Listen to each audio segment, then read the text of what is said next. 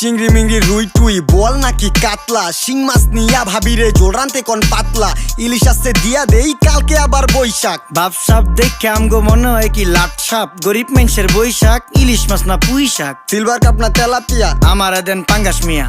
এই মাছ ধরতেও ঘিন লাগে হাত দিয়া। দেখছেন কি কয় হ্যার লাগে গিনা, বাজারের সব জিনিসই স্বর্ণের দামে কিনা।